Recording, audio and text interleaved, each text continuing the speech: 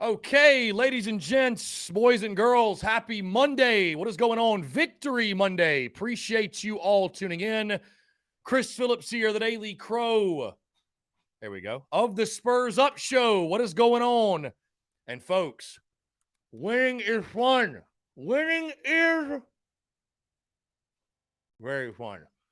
We already smoked the Aggie pack on Saturday night. You see this one still in the wrapper. I'm not going to smoke this in studio. I was talking to somebody this morning. We're going to save the in-studio Stogue for a very, very special occasion down the road. But just know that the packs are on deck. The Aggie, and I appreciate my friends over at Colonel Cigars. Phone line ready, ringing here. Hunter, what's going on, man? How are you? Nothing much, man. Just stoked we won on Saturday. I was actually there for my first game for the Carolina game on Saturday night, and probably one of the best experiences I've ever had. Yeah, you picked a damn good one, my friend. You picked a damn good one. Yeah, that Well, was electric. I was also in the building, obviously. I'm in an electric atmosphere, my friend. yeah, for sure. And so I have a question. So say if we beat Mizzou, Vandy, and hypothetically if we beat Florida because we have to play them at their home game. What do you think we might be ranked at? If you win the next 3 in a row, hypothetically, I think you could be ranked in the top 15. Possibly. Yeah, I think certainly you could be ranked in the top 15, man. So I think it's very. I think it's very doable. I think if you keep winning, obviously, especially if you get that one at Florida, I think that would be a big one. So, yeah, sky's the limit, man. Sky's the limit. I don't, I don't vote in the AP poll, so I have no idea, where they'll put South Carolina. But yeah, you keep winning, the rankings will take care of themselves. So. For sure, yeah. No, it was definitely one of the best experience. You got the Carolina fan. I was on the visitor side, so I was kind of a lot, near a lot of A&M fans. Right. And you should have seen the Carolina fans and A&M fans were just like talking shit to each other. It was just funny as hell. And they're actually, I think they were getting to a point where they're about to fight too. And I think somebody was about to break it up and stuff. And it was funny. Yeah. Well, I'm glad you had fun, Hunter. Man, again, it was a magical experience. Again, I was in the building and just from start to finish. You kind of knew after the opening kick it was going to be our night. So, which side were you on? I was standing in the turnstile above where they run out. So, yeah. Oh, okay. You're on that side. Yeah, I was I was like almost facing the Ferris wheel, basically. So. But gotcha. I'm not going to keep you holding, so I'll let you do your thing. Yeah, man. Appreciate you, Hunter. Thanks so much for the call, man. Really, really good stuff. Yeah, phone lines are going to be ringing off the hook today.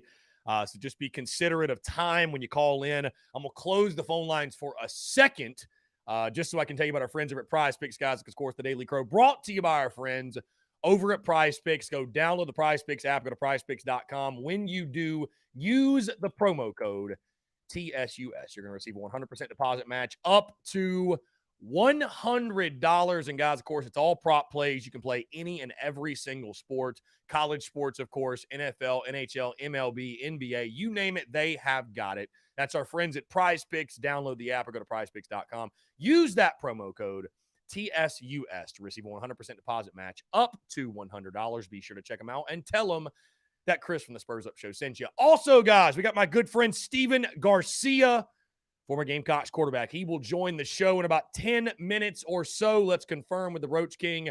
But he will join in about 10 minutes or so to talk everything from Saturday night's game. And I'm really excited because Steven was on the sidelines on Saturday night. So he got a very unique vantage point. Again, folks, it feels good to be good. It feels good to win. I'm still on cloud nine. I am truly still on cloud nine. Winning is fun. Confirmed winning is fun. Guys, I'm going to open the phone lines back up. I just wanted to get the ad reading. I was like, I don't even think I'm going to get the ad reading if I don't close the phone lines for 2 minutes. Phone lines are open. I want to hear from you. This is a celebratory victory Monday. There ain't a slapdick on planet Earth that can bring me down today. Again, I know a lot of folks, for whatever reason, fans.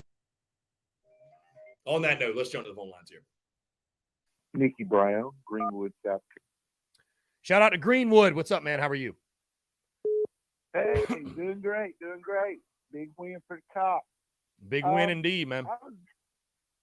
I had to work that night, so I was watching the scores and highlights on the computer, and I was all down on Rattler. But after getting home and watching that first half, I mean, I feel like he was doing his job. He was hitting receivers, and there was like 4 or 5 pass interference calls that weren't called. I was just wondering what's your thoughts on his overall performance.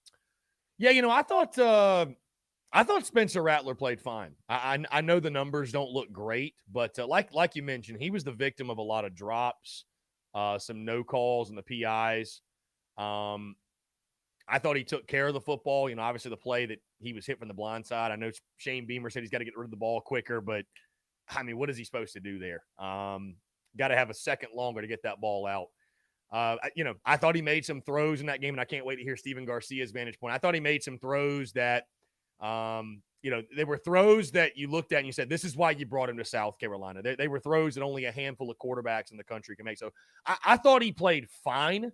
All things considered, I thought he played fine. I thought he played well. I'm not going to say he played like All-American or anything. I thought he played fine, though. I wasn't disgruntled leaving that game with Spencer Rattler's play. Again, he wasn't perfect. I think there were some drops, though, certainly that hurt his cause in that ball game. But all in all, I wasn't too displeased with his performance.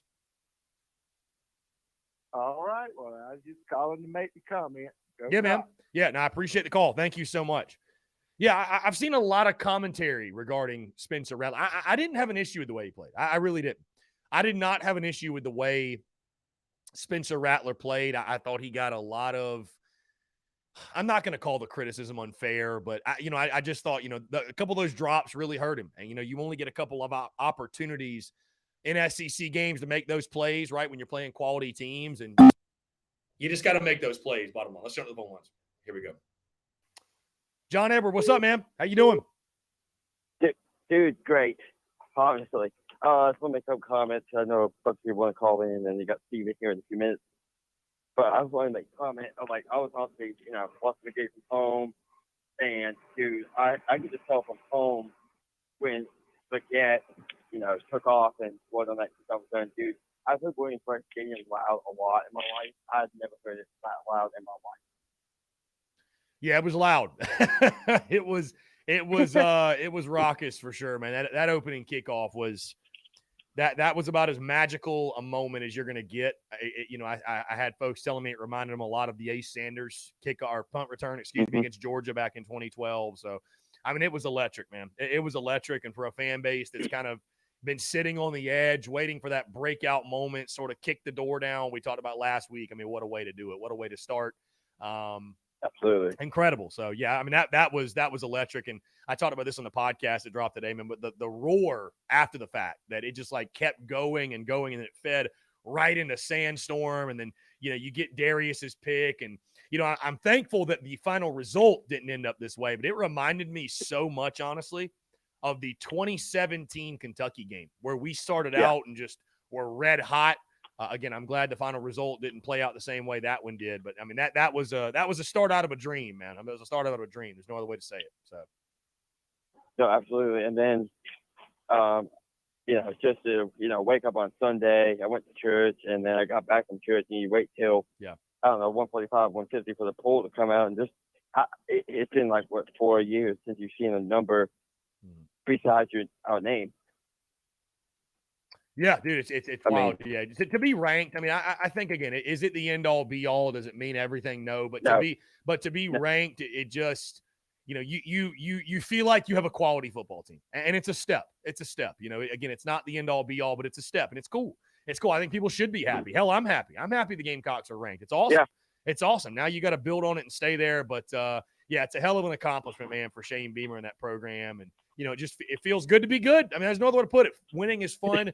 Feels good to be good. I am nothing but giddy and overjoyed and ecstatic, and I feel the same way right now I felt Saturday night after the game. I mean, I'm just overflowing with joy. I'm not going to sit here today, probably tomorrow. At some point, right, I'm going to transition, and we're going to look at Mizzou. But if you're doing anything, I think, other than celebrating this victory and being ecstatic for where your team is, I think you're just missing the mark, man. I'm not going to be sitting here and well, let's dive into the film and look at every little thing we did wrong. And dude, we won. We won. We're 5-2. We're ranked. I don't give a damn, bro. I'm happy as hell. I'm celebrating with everybody on the Daily Crow all week. That's what we should be doing because it feels good to be good. So, Yeah, and I'll touch on. I know we'll probably talk Missouri, later on in the week. But dude, again, Matt, I probably can't wait to actually be there Saturday afternoon, and I'll definitely be dropping by the tailgate on Saturday. yeah, man, for sure. We'll be out there. Yeah, TSUS tailgate, spot 78, man. We'd love to have you come by. Yeah, definitely. I'll be sure to come by. Yeah. All right, dude, that's all I got, and I don't want to keep you long, but I thought I'd call in real quick and get to see you Saturday, my guy. Yeah, man. John Edward, I appreciate it, man. Always a pleasure to chat with you. Guys, I'm going to go ahead and close the phone lines because we got Stephen Garcia on in, 2 minutes or so. He's going to jump in here in just a second. Robbie Davis been trying to call in all morning, and the phone line's been clogged up. It was so awesome. I actually saw Robbie Davis. So I was standing in that turnstile. I looked down, and there's Robbie Davis. Just sitting there in the flesh, the legend. Saw him. I'm sure we'll talk about that at some point on this show today. And again, I've closed the phone lines now. So if you're trying to call in, we got Stephen Garcia on in 3 minutes. So I want to get him on, and then we'll take all your questions the entire second hour. We might not even take a break because I know the phone lines are going to be ringing off of the hook. Panic Ritter texts in. He says, Panic Ritter was wrong. Hopefully don't let me down. I'm still worried about the next 2 games. Panic Ritter, you can panic. Just give us a couple days. Just give us a couple days. I give you permission to panic. Try to enjoy it. You know what I mean? Try to enjoy it. Let's see. Guys, again, thank y'all so much for tuning in. Truly, sincerely. Cannot say enough, man. Saturday was magical. From the tailgate to the actual game itself to everything in between. I mean, it was legendary. Seeing, again, that, I keep saying this after every game day at home, but seeing the Beamer Ball merchandise all over the place. You see, I put the towel. That's my towel from Saturday, by the way, that I was waving around in Willie B. Put the towel up. It just felt right. Seeing folks rocking the merch and the Beamer Ball stuff. And I mean, it was just incredible, man. So listen, I know things are not perfect. I know we still have some shortcomings on the offensive side. It was extremely ugly at times on the offensive side on Saturday, no doubt. But guys, the bottom line is this. We're 5-2. We're 25th in the country. We just beat Texas A&M for the first time in school history. We've won 4 games in a row for the first time since 2013.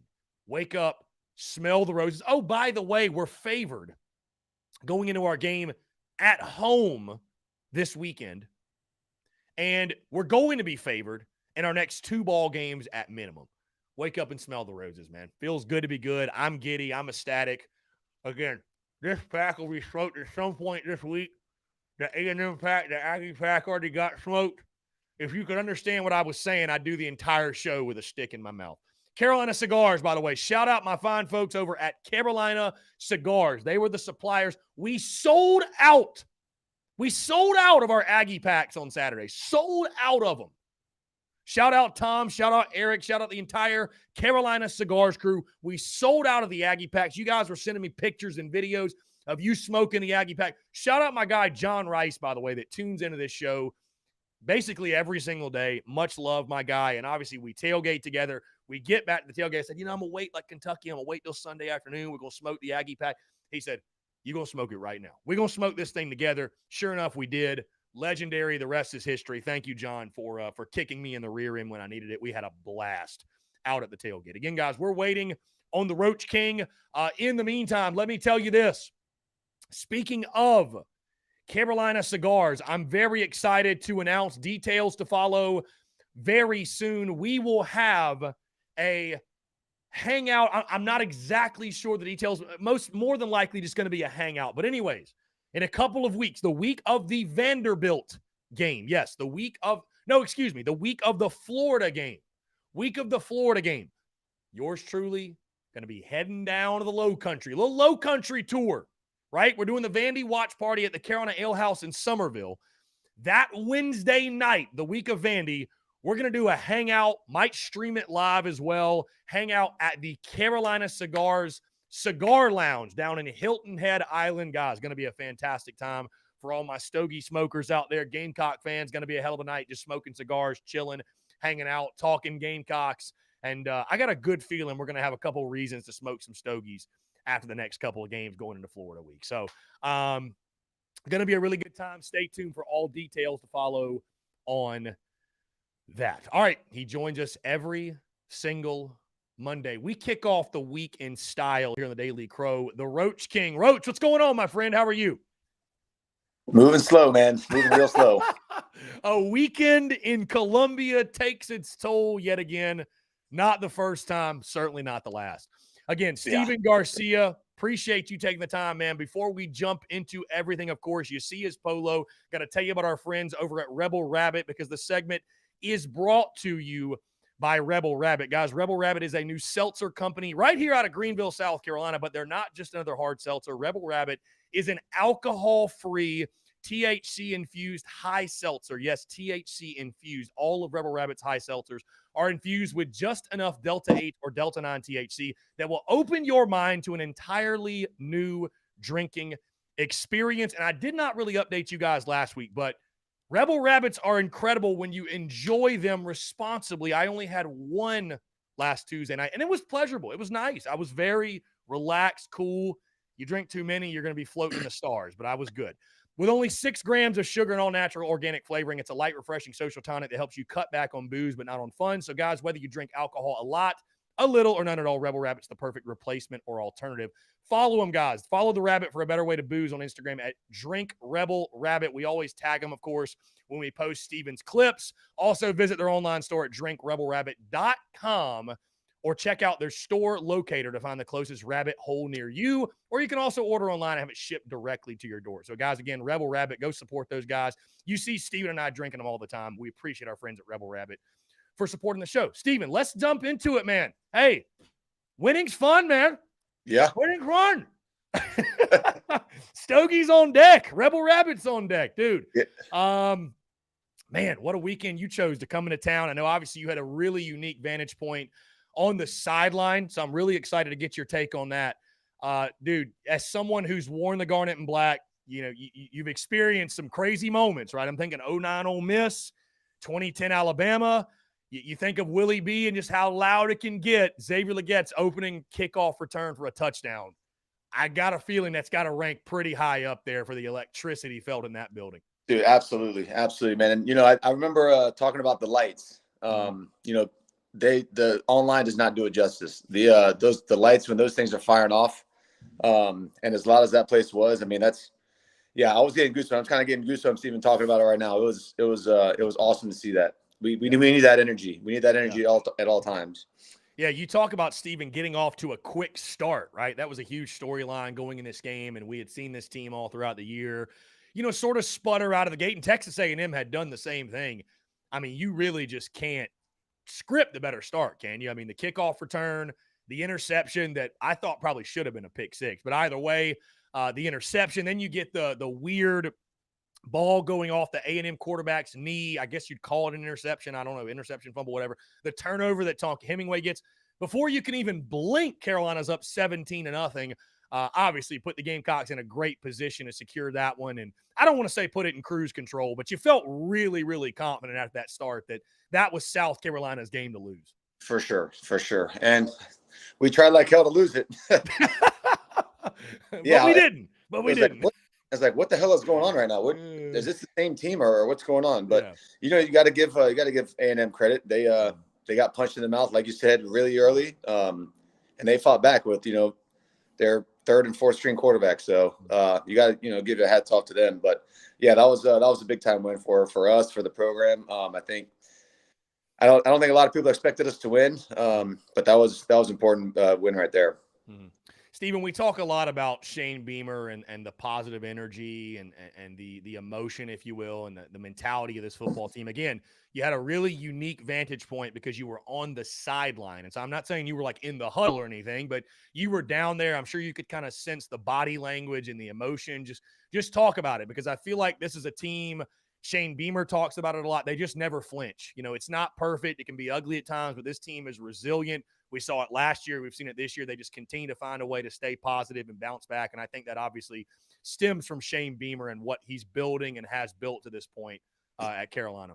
No, for sure. I can tell you this much, and I know we talk about it every single Monday. The confidence level difference from the Georgia game to this game was night and day.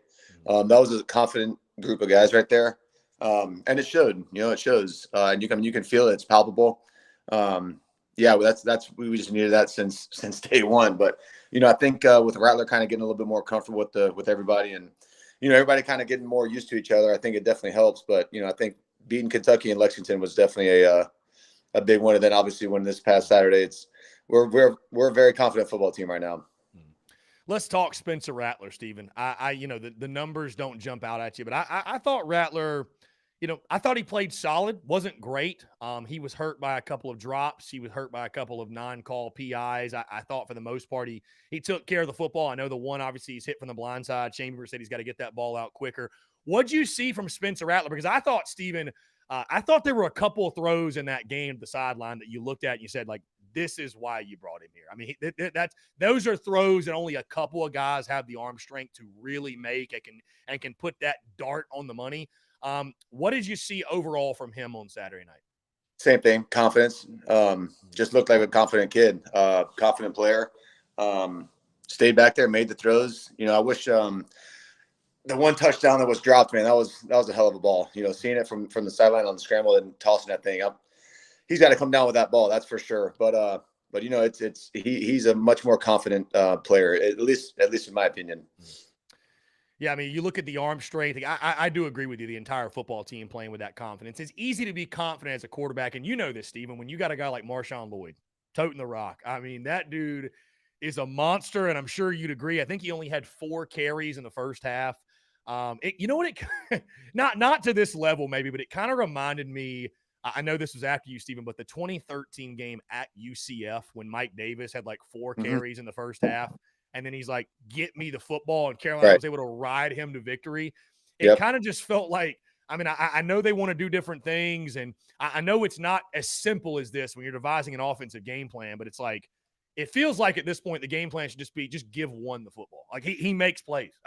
Just give him the ball, and you saw it. And Stephen, especially that final drive, which I want to get into the O-line in just a second, but so impressive. An 8-play drive, you score a touchdown. 7 of the 8 were running plays, and you look at the way one totes the rock, man. It's just a lot of fun to watch. He runs pissed off, man. I mean, that's what you want out of a running back. He does not look like someone that would be fun to try to tackle. Just puts his head down and tries to knock the hell out of you. So I'm a fan of him. I think he's a hell of a player. But yeah, we just got to keep riding him and just keep Spencer off the ground. Yeah.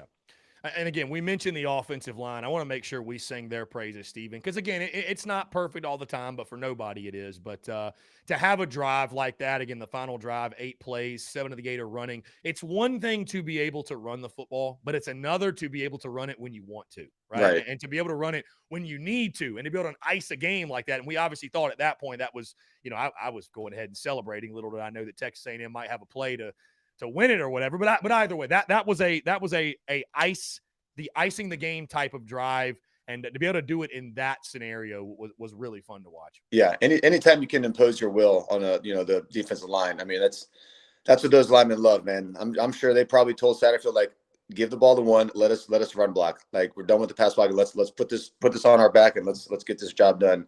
So yeah, like it all comes down to confidence. It looked like a very, very confident football team this Saturday night, and it was encouraging to say the least.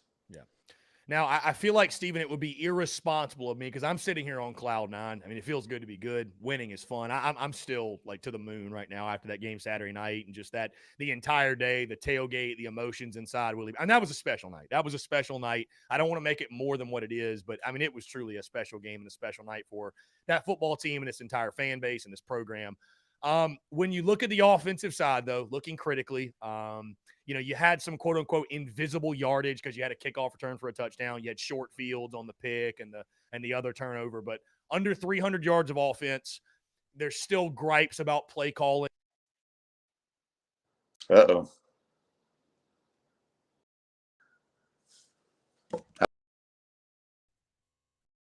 Muschamp hackers working hard here. My apologies. I don't know what, dude, thing just went black. I don't know. Anyways, though, in regards to the play calling, I was going to say this about Marcus Satterfield is that, and again, it's, when you're not scoring, if you're not scoring 50 a game, the OC is going to catch heat no matter what. But for me, it's more so there's some third down calls that I scratch my head a little bit, and I know there are things they're trying to do and they want to do, but like we said, like less is more. And Shane, you were mentioning in the post game that, I told Sat, just get the ball in our playmakers' hands. Like, keep it that simple.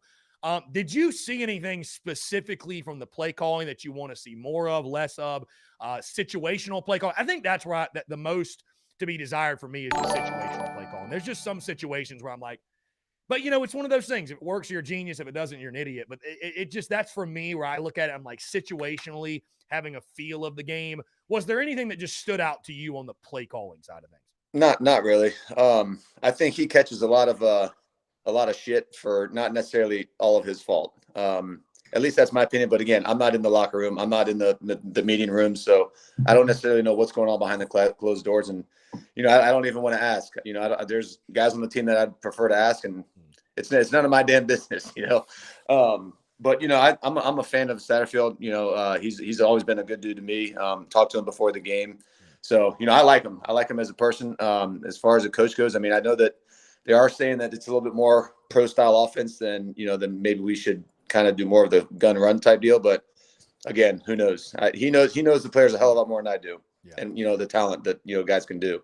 And Steven, bottom line is this: as long as you're scoring enough to win, that's all that really matters. That's all that matters. Hey, you're in the business of winning. Yep. And so if you're winning, life is good, and life feels pretty good for me today. I don't know about you. Anyways, on the defensive side, let's mention obviously Clayton White's defense, because I tell you what, I know the offensive side of the football, that's the flashy side. That's what's fun to talk about. Everyone's talking about. But, dude, I tell you, there was a bit of a lull in that game, right, where South kind of gets up 17-0, and it sort of just kind of calmed back down and came back down to earth. And it's like, you're sitting there, and it's, everybody's thinking this game's in the bag, but you're like, there's 10 minutes left in the first quarter. There's a lot of football to go, man. There's a long way before you hit victory. And, like you mentioned, Texas A&M, they fought back. They were favored in the game for a reason. They've got talent. And you're sitting there at 17-14 at half. And I felt confident, but we really need to give credit to Clayton White's defense for, while this offense was trying to figure things out, was sputtering a bit, this defense stood tall, held Texas A&M in check. I thought that third quarter they were dominant. You hold a guy like Achane under 100 yards, and he's at 99. But either way, really talented back. You hold him in check. And then you look at the secondary, man. Darius Rush making the big play on the interception. I don't know why the referees were picking on Cam Smith all night. I thought he played good defense, and I don't understand what in the world was going on with that. But all in all, you just look at what that defensive staff is doing. You look at the defensive line, man. Zach Pickens and Jordan Birch and all those guys making plays. And, I know they're not at this level yet, Steven, certainly, but it really does. This defense is starting to kind of remind me of the defenses like when you played. Just flying around, aggressive, attacking, making plays. It's not always perfect, and it wasn't, right? Especially like when you first got there and before the days of Clowney and, they were still building. But there's a lot of encouraging things, I think, happen on that defensive side of the ball, and you saw that definitely the way they stepped up on Saturday night. For sure. Anytime that you can get a rush with 3 or 4 guys and not have to blitz anybody, you're doing pretty well. I thought the defensive line is definitely the leader of the pack there. And like I said, anytime that you can get quarterback pressure with the 3-man rush or 4-man rush, your DBs are going to appreciate you a little bit more. So yeah, they definitely fly around a little bit more than I've seen in the past games, if that makes sense. Past seasons. So again, I think it all comes down to confidence. I mean, if you're confident, you're going to be able to, kind of overshoot your whatever, outpunch your coverage, so to speak. So it's all about the confidence, and it is a confident bunch of guys right now. Speaking of outpunting your coverage, dude, Beamer ball, my goodness. Beamer ball to the freaking moon. And, Steven, it's funny. That was my biggest takeaway from Saturday night. I understand it's not perfect offensively, and folks want to be sexy and flashy, and they're seeing what, like, Tennessee's doing, which I would say everybody in the country is looking at what Tennessee's doing. Like we're not the only ones. But, everybody wants to score 50 a game. But I look at this team, and I mean this in the most complimentary way possible.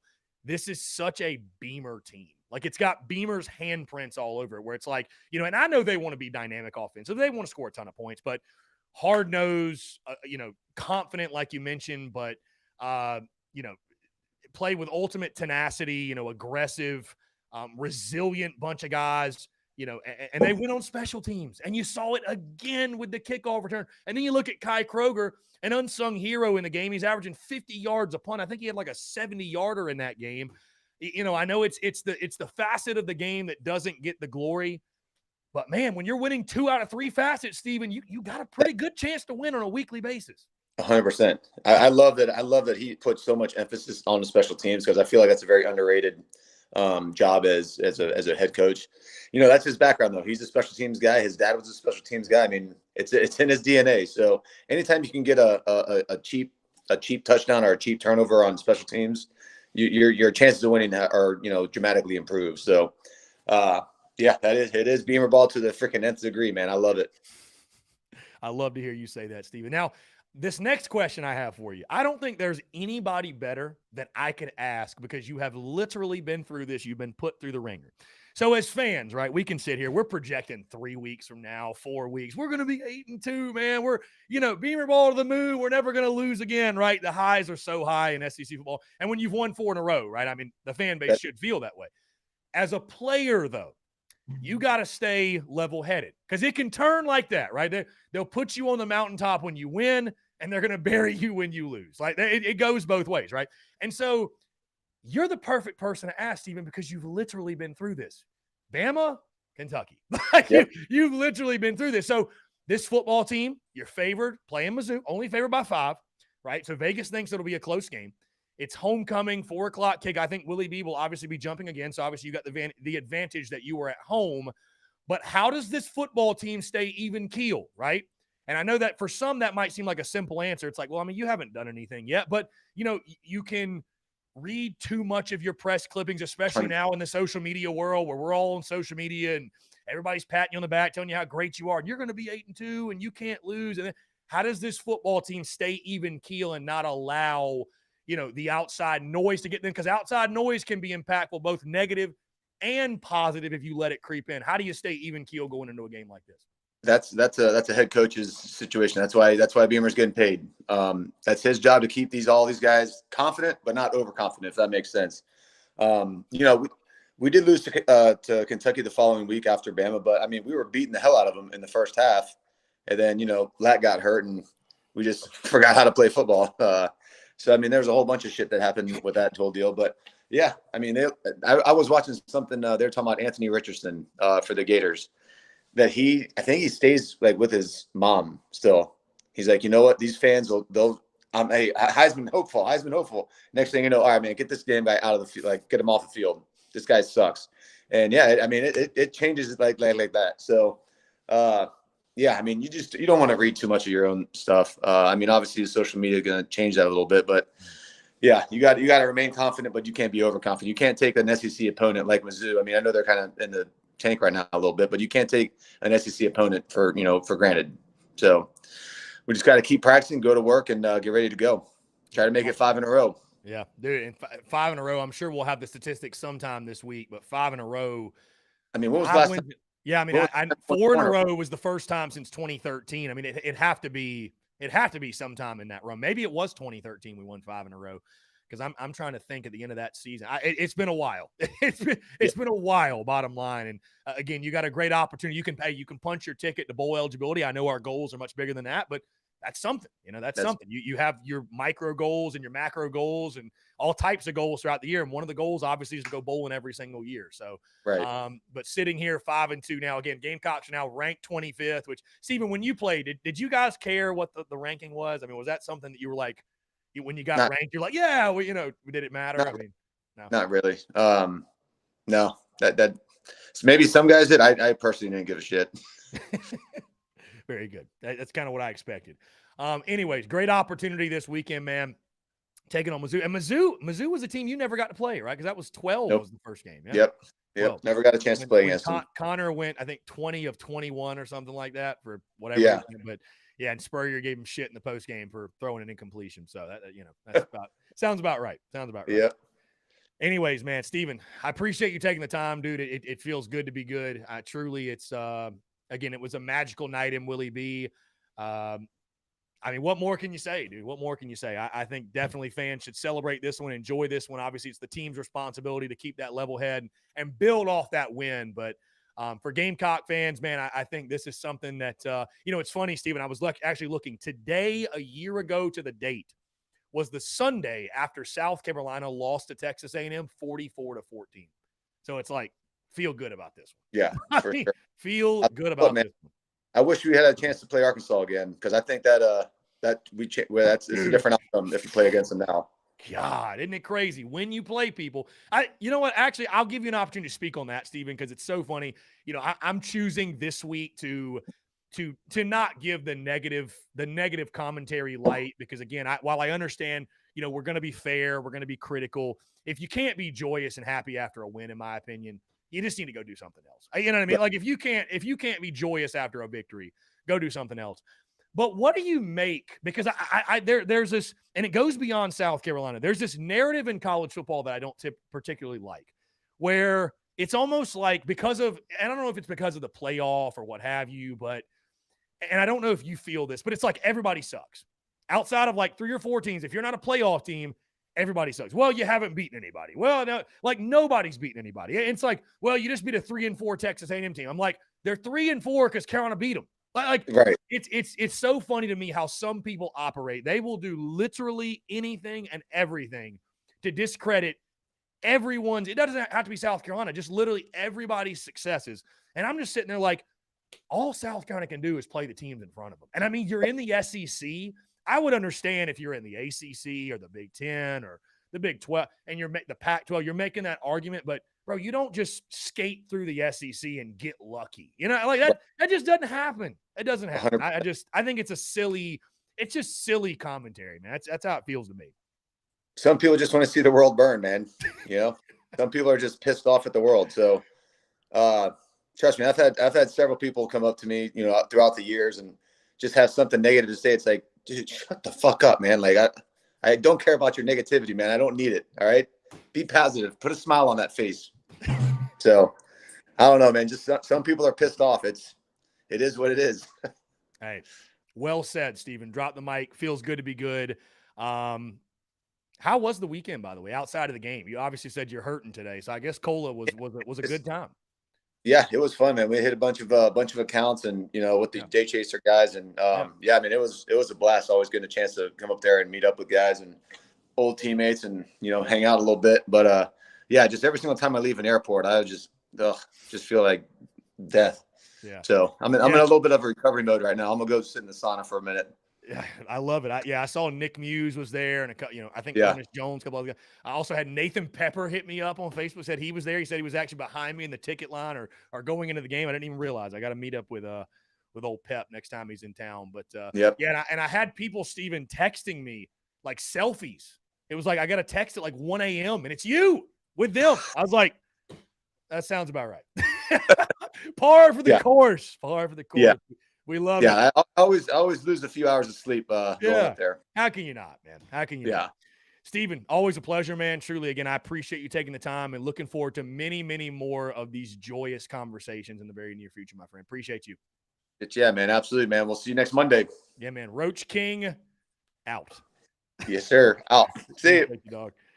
Steven Garcia, man. Always a legendary conversation. Really do appreciate him taking the time.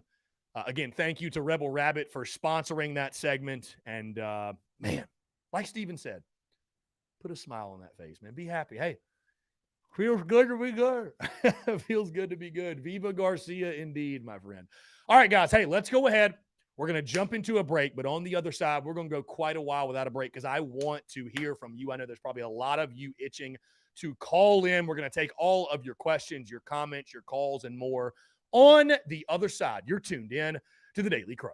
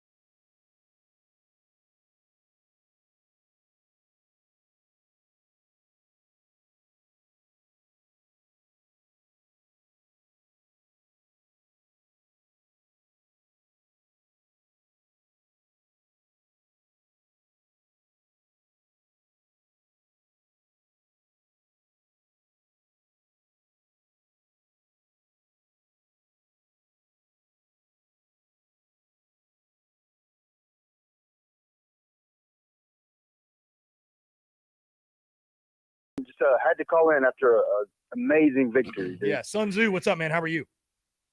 I'm doing wonderful. How are you? I am doing well. Appreciate you calling in, man. Feeling good here on this Monday. Yes, sir, man. Me too, dude. You have to excuse me. My voice is a little hoarse from all that screaming. My fiance and I did. It was an amazing atmosphere and experience on Saturday, man. Yeah, it was magical. I mean, I posted a video a little bit earlier this morning, but it was one of those for me personally. I'll tell you this. I stay pretty even keel through the games. I approach it from I mean, obviously I'm a diehard fan, but I approach it from the content creation mindset, covering the game type deal, whatever, but also being into it. But I stay pretty even keel. But that was as emotionally invested as I've been into a game in a really, really long time. In regards to, just my emotions going like crazy. I mean, it was one of those ball games where it really reminds you why you fell in love with it in the first place. Like why you love Carolina football, why you love college football. I mean, that opening kickoff return for a touchdown, I was like, this is college football, man. Like there are exactly. There are a few things that there are a few things in life that you can replicate that type of energy and emotion with that mass group of people. That there's really nothing like it. There's nothing like it, and it was a special moment for sure. And that entire night was just. It was incredible, man. It was magical, and hoping for many, many more down the road. So, yeah, man, I couldn't have said it any better, man. It's exactly like what I was trying to say. And like we were jumping up and down, hugging each other. You know what I'm saying? Just like I heard you say to Steven earlier. It was still a lot of game to be played after they spotted us at 17 points. But like it was so exciting. I put it maybe down with I wasn't at the Bama game that we won. I missed that game, but maybe it was like I was at the Ole Miss win in 2009 where Sandstorm was kind of truly born, I guess. Yeah. And then the Georgia game, I've heard people say when Ace Sanders returned that punt, some people say that was the loudest the stadium's ever got. But man, it was amazing, man. Amazing. I'm just so glad, and I only get to go to like 2 games a year. So like, I just, I got so lucky, man. My brother, he's got the season ticket and, he couldn't make it this week. Thank God, I got a nice brother. He sent me those tickets, man, and it was awesome, dude. Yeah. No, it was a magical night, man. It was one that I think Gamecock Nation's been sort of waiting on for quite a while. You know what I mean? We've been waiting for a game like that, a home game like that, and to see this football team deliver. And, no matter how it happened, bottom line, you got the W. Bottom line, you got the W. Yeah, exactly. And, so. I'm right there with you, man. And I just wanted to give you your flowers, man. I think your podcast is truly the best Gamecocks podcast in the world, the Spurs Up Show. I've seen it grow, man, and you're lighting it up, bro. Like, it's like you got the best guests, like everything, man.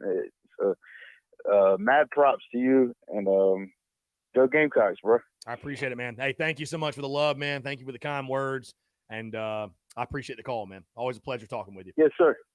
Have a good one. Yeah, man. Take care. Great stuff from Sun Tzu. Again, 843-790-3377. That's 843-790-3377.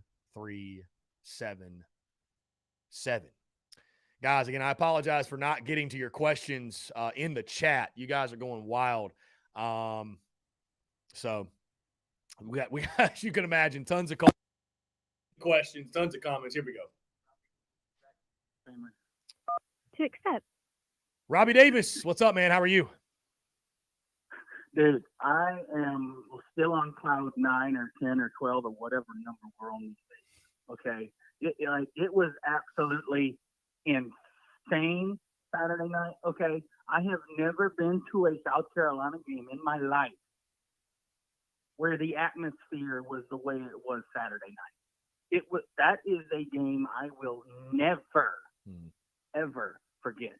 There's 2 games I'll never forget. One, my first one ever, which was in 2006 against Vanderbilt, whenever Jake Cutler played for Vanderbilt. Okay, That was my first ever game. Okay. I could literally point at the spot on the stadium and show you where we were sitting with me and my dad. Okay.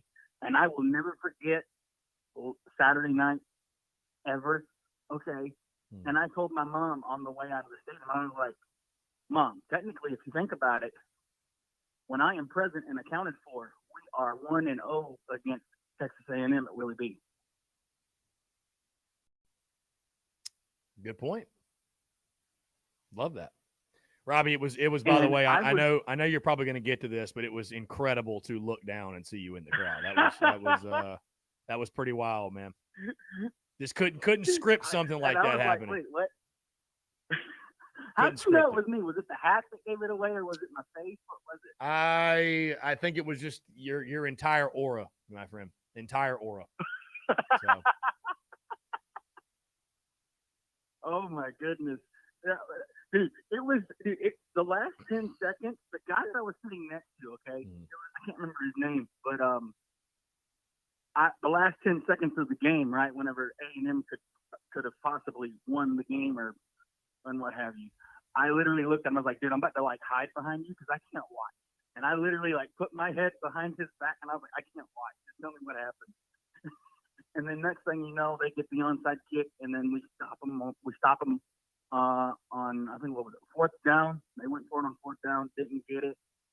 And lo and behold, the monkey is off of our back. We took care of business. I said this during the off season. We are going to shut up some naysayers, and last night, our Saturday night, we did that. We did. It was a magical night. Like I said, it was so cool for those tuned in. Like it felt like the entire second half. Every time we made a big play, I was looking down, and Robbie Davis was holding up the Beamer Ball towel, and I was holding up my Beamer Ball towel. It was Beamer Ball to the moon, man. Beamer Ball to the freaking moon. So. Beamer Ball to the freaking moon. Yeah. Okay.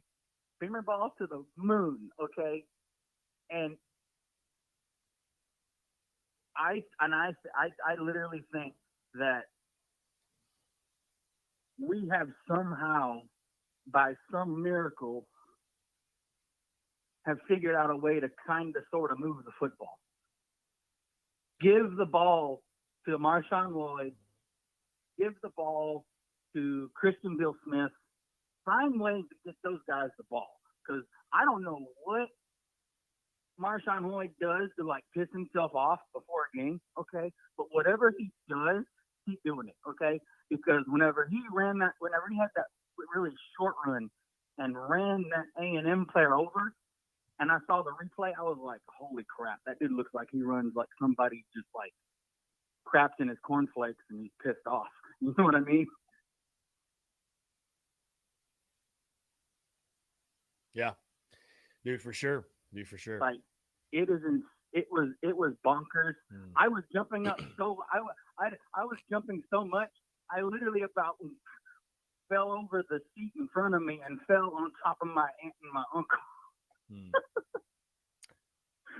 It was insane. Okay, if you weren't there, you missed one hell of a game. Okay, it was incredible. Yeah. We came, we saw, we conquered, and I said this was going to be our best shot at beating A&M, and lo and behold, we took care of business, and we are 5-2. Yeah, I was going to say, man, the squirrel got his nut on Saturday. The Cox found a nut. I know we talked about it Friday, but I was also going to say this, too, on a more serious note. Those of you who have been following along closely enough, you know that I haven't gone into every game this year. Georgia, Charlotte. I was actually watching from the RV lot so I could cover the game more efficiently. But this was one that I was like, you know what? I got a feeling something might happen tonight. And, decided to go in, and I'm so glad I did. I'm so freaking glad I did. That was I would have really regretted not experiencing that kickoff return for a touchdown firsthand. I mean, that was incredible. Absolutely incredible. And at first, whenever I saw them all piled, speaking of the kickoff, whenever I saw them all piled up on that time, I was like, okay, to go out of bounds. And then next, he squirts out, and I'm like, oh, there he goes. I was like, he's gone. Nobody's getting him. There was like the closest guy I think was like what 5-10 yards away. I was like, he's gone. Put it on the board, okay? Yeah, I mean, like I said, man. Like I said, there are just few things in life. You know, again, we spend our lives, not to be too sentimental or just, you know, over the top, but you know, we look for moments of magic in common everyday life, and they're rare, right? Like that kickoff return for a touchdown. That's one of those moments that it's hard to bottle that up. Like that's something that can't be replicated. Right. That's just something that happens so organically, and to experience that firsthand, I mean, it was magical. How can you not love college football? I mean, it's moments right. Like that. It's like that's why you show up week after week after week. That's why you love college football. It's moments like that make you love Carolina football. That's how I felt. Like I felt like a kid. Right. I felt like a little kid again watching my first South Carolina football game. Yeah. That moment was incredible. It'll be forever one of my favorite moments watching South Carolina football ever. And after the opening kickoff return, I was like, okay, something just feels different right now, and this is probably going to be one hell of a game. And my mom told me on the way out of the stadium, she's still pissed at me about picking us to lose against Kentucky. Okay, she's still pissed at me about that, about me picking us to lose to Kentucky. I was like, Mom, like I told you before, I said, Mom, it's just a prediction. Okay, I want us to win every single game, but all it is a prediction. Okay, and to this point, I'm almost tempted to pick us to lose to Missouri. Okay. I'm very tempted to pick us to lose to Missouri just to see what happens. Okay. You might have to. You picked us to lose back to back, and we've won both. So I mean, you know, I don't know. And I think Spencer played very well Saturday night. Okay. And he didn't play great, but he played well. He played well enough. And whatever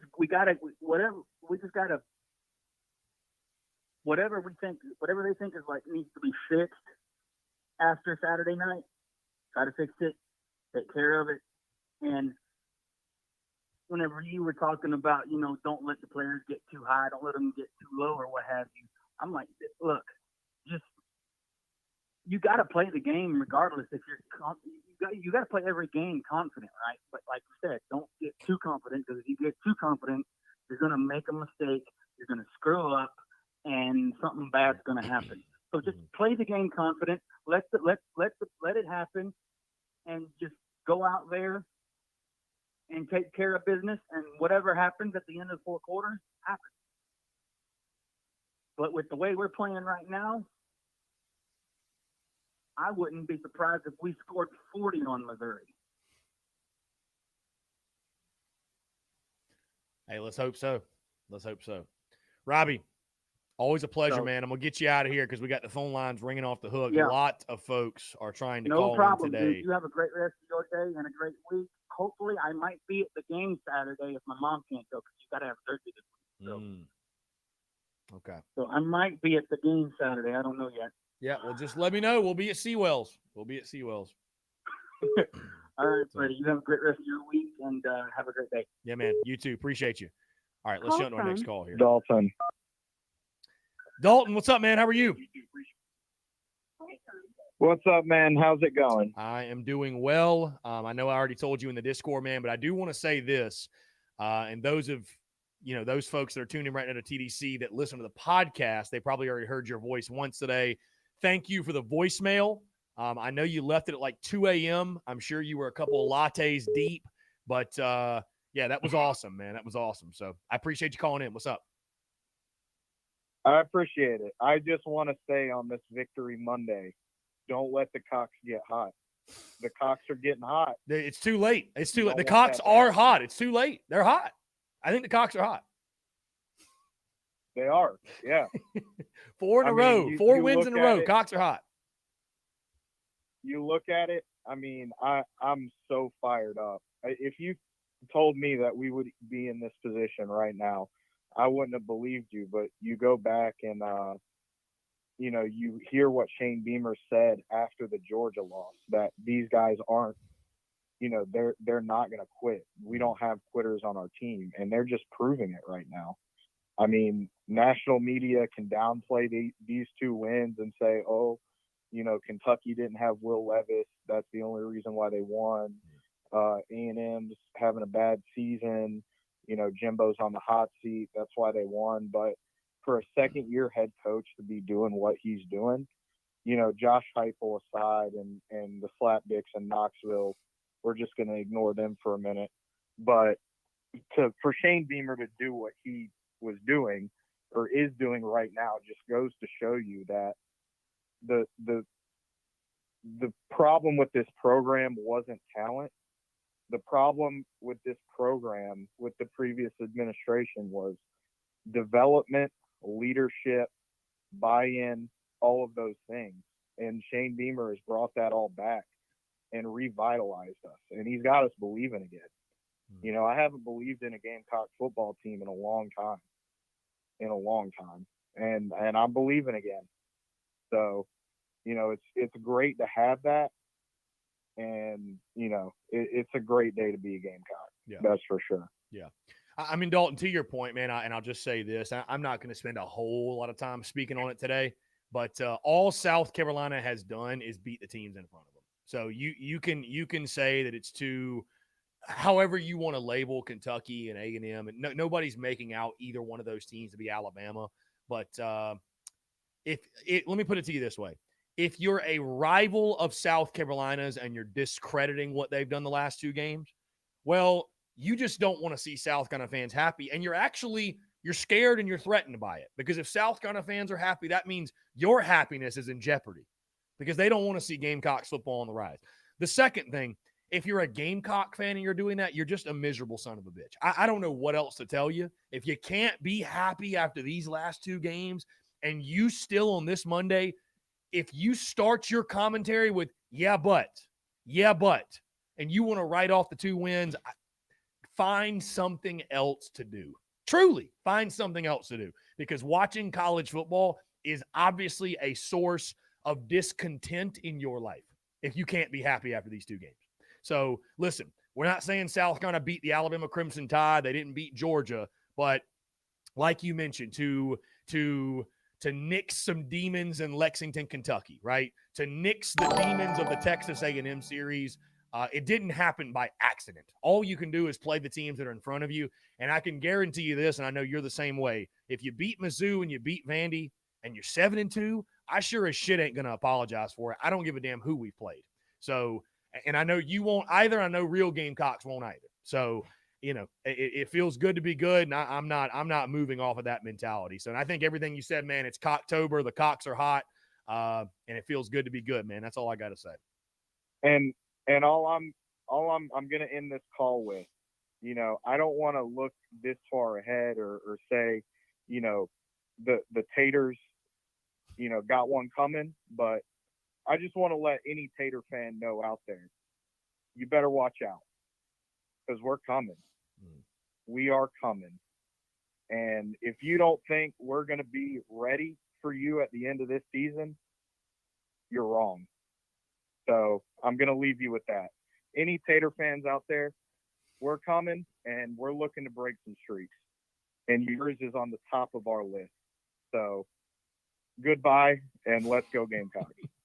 Dalton, I appreciate the call, man. Legendary stuff from our guy, Dalton. Listen, I'll say this, too, to follow up what I just said. I'm not naive enough to sit here and tell you that there aren't things with this football team that need to improve because here's the thing, guys. If you don't play better offensively, right, it will cost you at some point, right? And I don't want – it could cost you. But I'm going to at least let that happen before I miss it. Press 1. Hunter, what's up, man? Hey, what's up, man? Sorry for another call, but I just got one more question. So say if we go 8-2 hypothetically into playing Tennessee, and say if we another hypothetically we beat Tennessee, upset them, do you think we should run the field? Do I think we should rush the field if we beat Tennessee? Well, seeing as you'll get arrested if you do it, I would not suggest it. No. I mean, I don't want to be like the old guy in the room, but I don't know, man. We'll cross that bridge when we get to it. If they're number one in the country, God forbid, then hey, I think it'd be cool. Yeah. I think it'd be cool to do. We can't really rip down the goalposts though, because we got those automatic ones that fall down. So I don't know how that would work. But yeah, I don't know. I mean, sure, why not? If the students want to do it, I won't have any issue with it. But let's get to 8-2 first, my guy, and we'll see what Tennessee's at. Yeah, because I remember Saturday night. I mean, the announcer literally said, he was like, "Don't run the field if we beat A&M or something like that." I don't know if you remember that, but yeah, I remember him saying that. I was like, "Oh, shit, it's because of that Tennessee game," and I know we ain't got that kind of money to replace a field goal post, and yeah, I don't know. I feel like we can still go 10-2. I mean, we're 5-2 right now, so and nobody knew we were going to do that. Yeah. ASTAT watch season is officially on. Hunter, I appreciate the call here. We're going to jump to Will from another call here. Will, what's up, man? How are you? I couldn't be any better. How about you? I feel damn near the same way, my guy. Feels good to be good. What's going on? Just trying to deal with life without being able to touch the ground. Just floating around here, just face to face. Yeah. It's just crazy though how I love optimism in Gamecock land now though, because it was like 2 weeks ago, like we're shit. Now everybody's what's the hypotheticals and if we do this or that. Yeah. But just love it, man. Good game, great atmosphere. Just a big time win, man. It's just nice to feel relevant again with ranking. It's just, I mean, it doesn't mean anything, but at the same time, it's kind of, just reassuring you that you're heading to the right direction. Yeah, dude. Yeah, and offense says, I just think we are who we are as a football team at this point. I mean, if that's good enough to win games, then that's good enough to win games. I just don't think we're going to be a team that's passing for 300 or 400 yards a game, and that's okay. Yeah, I think that's fine. That's who we are. Yeah, I think that's safe to say at this point. I mean, I think the game plan offensively, and again, I'll just say this too, because I see people, commenting. I'm not sitting here and saying it's all sunshine and rainbows and the offense was great. It obviously wasn't. I mean, it was painful. It was painful at times to watch. I'm just saying that I'm leading with joy and happiness today, and we can also acknowledge that. But this team, bottom line, you find ways to win football games. Now there needs to be improvement there, but I think the improvement needs to be, like you mentioned, is just having the self-awareness to know that our identity is Marshawn Lloyd. I mean, this offense should run through him. He should have no less than 20 carries a game. He should be 20 plus every single game. Run the offense through Marshawn Lloyd. Don't overthink it. Get it in number one's hands early, often, all throughout the night. Hey, I can deal with the offense sputtering and not having success if Marshawn Lloyd's touching it and you know what? They're keyed in and they're playing good defense and they're stopping us. I can live with that. But I can't live with, like on Saturday night, he had 4 carries at halftime. That just to me made no sense. So yeah. I think it's recognizing what you're good at, recognizing who your playmakers are, recognizing, I think situationally, I would say that it needs to improve, but I just don't know. I feel like it's one of those things. We've been saying it since week 1. As a play caller, you've either got it or you don't. And I just think at times Marcus Satterfield lacks situational awareness. And listen, that's something I know Shane Beamer's aware of. But it's something that he's not going to make a change right now. He's not going to make a change 7 games through. It's just something we got to ride through the end of the season and just hope that our defense and special teams, we continue to win those facets of the game and we continue to win football games. You know what I mean? So, listen, I understand the offense needs to get better. No duh. We will all acknowledge that. But also give credit where credit's due in that second half. That drive at the end of the game, 8-play drive, 7 to 8 plays, you run the football, you pound the rock, and you're able to score that touchdown. So, and then Spencer Rattler, I thought was solid. I didn't think he was great, but, that's a little bit of a different game. It's a much different game if a couple of those deep balls are actually caught. So, He has the worst luck this year with that. I mean, he really does. He's had a couple of balls this year get dropped or broken up that were just beautiful balls. But two quick things. Mhm. I think that our breakout game is still coming. We still haven't played a good game yet, top to bottom. You know, I feel like the ceiling's even higher than where we're at right now. So definitely room for improvement. And also with the Rattler thing, I think that you know, he's just that one game away. You know what I mean? Like, he just hasn't had the things go for him. Like in the last game, the drop ball, the couple of pass defenses or pass interferences have been called. But yeah, I love the direction of the team, and everything's real positive, and can't wait to get out there Saturday afternoon where we beat. I'll be there. Very So, good, dude. Stop by the tailgate if you got time. We'll be out there. Absolutely, bro. I'm a hot ball here there, brother. Will, I appreciate it, man. Thanks so much for the call. Yep. Later. Great stuff. Will from Dirty Myrtle, always a pleasure. You know, it's so funny. Victory Monday.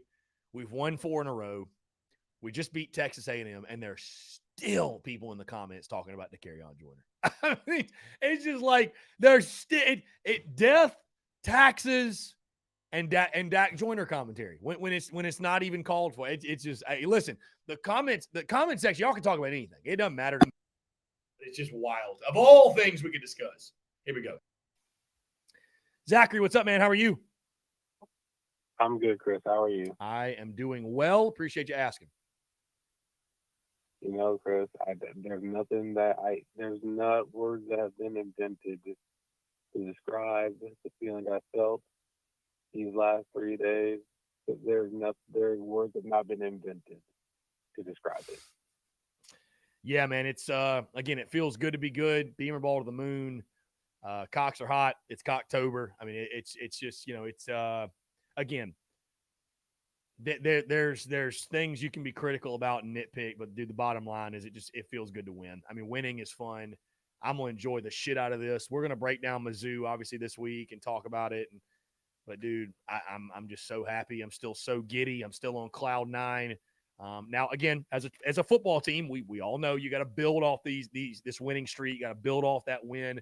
Go into Mizzou with the right attitude, the right approach, and that's for the football team to do. For us as fans, man, our job is to sit back and enjoy this shit, man, and really, really just embrace it, and you know, and show up Saturday and ready to cause hell again, and watch the Gamecocks win again. I mean, that's where we are, man. So, yeah, and it really is just.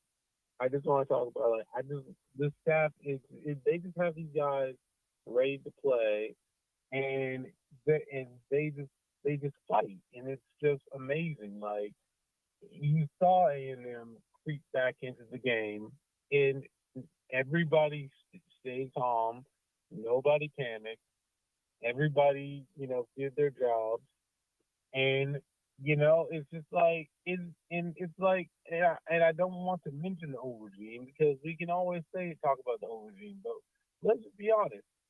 We probably lose this game under the old regime because the old regime just wasn't able to instill that fight into the team. But Beamer and this staff have instilled that fight in this team. You can go they can go for 4 quarters. If they can just feel like they're in it, they can go 4 quarters with the team, and they believe in themselves. And it's good to see that. It's great to see that. It's like when you have a play like how you start off with the kickoff return. It's just like stuff like that. You just give these guys some hope, and they just respond.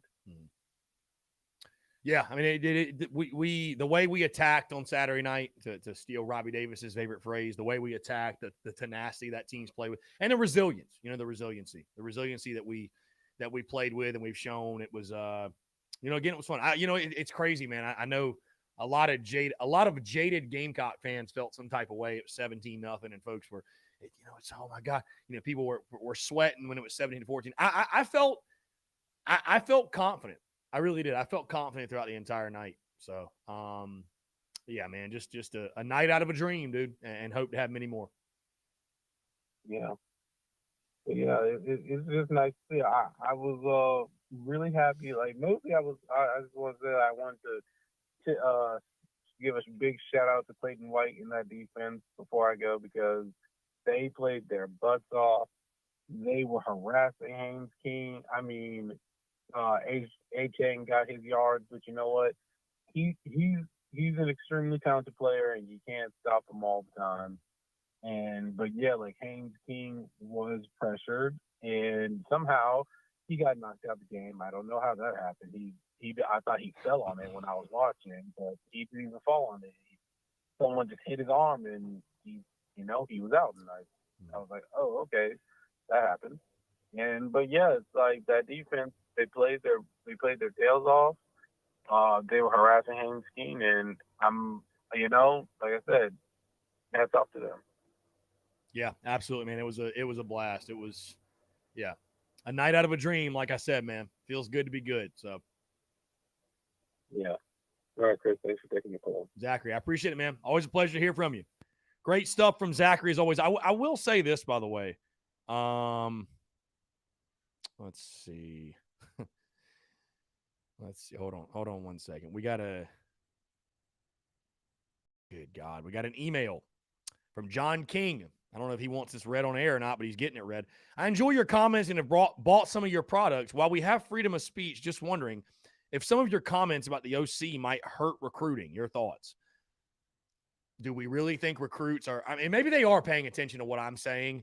I don't think any recruit out there is mistaken or naive enough to think that if you play in an SEC school and you're not producing, that everybody's just going to pat you on the back and tell you how great you are 24/7. And I mean, guys, it's I don't think any of the commentary. I think I've been as fair and patient with Marcus Satterfield as anybody, because I haven't gone on record and said fire Sat. Now, I have been critical of Sat, but I'm not tweeting hashtag fire Marcus Satterfield. The commentary I've had has been very fair. Here we go. Bree, what's going on? How are you? Go ahead, finish up your thing, buddy. Are you done? Bree, what's up? Were you done what you were saying there? Yeah, no, ahead. I was just Yeah. Were you done with Yeah, your, no, okay, yeah, okay. go ahead. Yeah, what's up? Man, I mean, overall, like, man, you got to be excited for the win, right? Just like this guy saying, though, our comments bad for recruits. I mean, just touching on that. Dude, fan bases are going to give criticism, but recruits don't, they might see that. Hell, I've been blocked now by CBS because I made a comment. I tagged him and Sat and Lloyd on a Twitter tweet, that Sat wasn't putting Lloyd in the game early. Like, why are we putting CBS in? Man, that wasn't a critique of CBS. I mean, sure, these guys see it, especially if you tag them or whatever else. I know that there was like a Twitter conversation at the end of the game the other night. Mike Yuba stopped in and said some stuff and whatnot, but I had seen Bakari Swain in that group, so he's in there listening to what the hell we're talking about. You know what I mean? So yeah, they hear stuff. Of course they do, but are they going to make their decisions based on this fan or that guy's podcast or this guy's podcast or Lady Breed coming up and making criticizing Sat like I'm about to do? No. I don't believe that at all. They're going to make their decisions on a lot of other things first. So. Yeah, I mean, I agree, and I would just say, to quote the great Coach Boone from the Titans, I don't scratch my head unless it itches. I don't dance unless I hear music. I will speak my truth, and that's it. I'm not going to apologize for keeping it a buck and keeping it real. And you can go play at any other school. You can go play in the ACC or the Big Ten or the Pac-12 where they don't give a shit, or if you want to come to the SEC and there's going to be weekly commentary and you can deal with that. But yeah, I mean, I'm not gonna sugarcoat it or put lipstick on a pig because I want to impress a recruit. Like, I'm gonna keep it real, and that's how I've always operated, and that will never change. So, no, I don't think recruits are looking at a tweet from the Spurs Up show and saying, well, I'm not going to that school because of what he tweeted. Like, that's so silly and foolish to think. And honestly, if you're that mentally soft, we don't want you on our roster anyways. Gavin?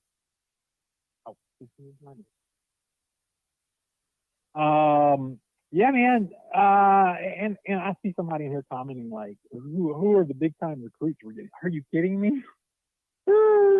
This is our best recruiting class coming up we've ever had. So y'all stop that. I mean, as far as that goes, the coaches, even Satterfield, I'm sure they're doing a great job on recruiting. I mean, we got Dante Reno coming in, and Satterfield has seemed to be a great recruiter or whatnot, and I don't know what the recruits think about the man system. I can't get in there. They might love it, they might not. I mean, Spencer came here to play in the system. He's done nothing but defend Sat, when he gets in the press conferences. He puts a lot of stuff on himself. Oh, this was on me. It wasn't on Sat. You hear Lloyd saying the same thing. Hell, we don't know. But I will tell you this.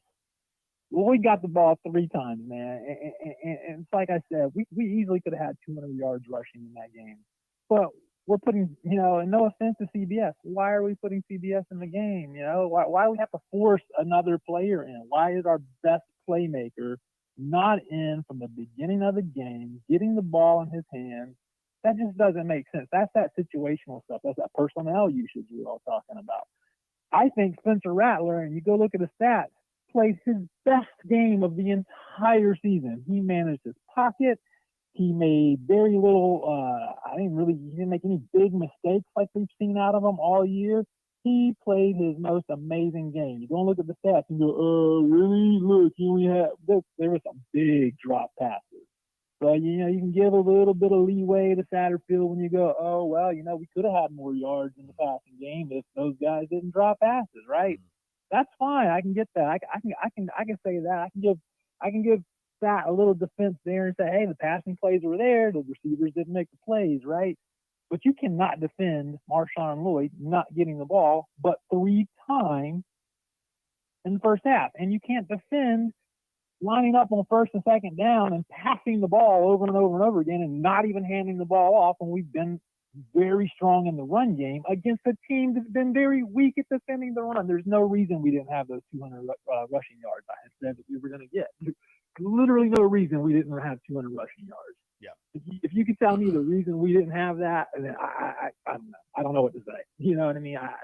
You'd have to show me paper, breaking down a game, however you want to show it, where there's no reason we didn't get 200 rushing yards. We only had 286 total yards, Chris. 286 total yards. Yeah.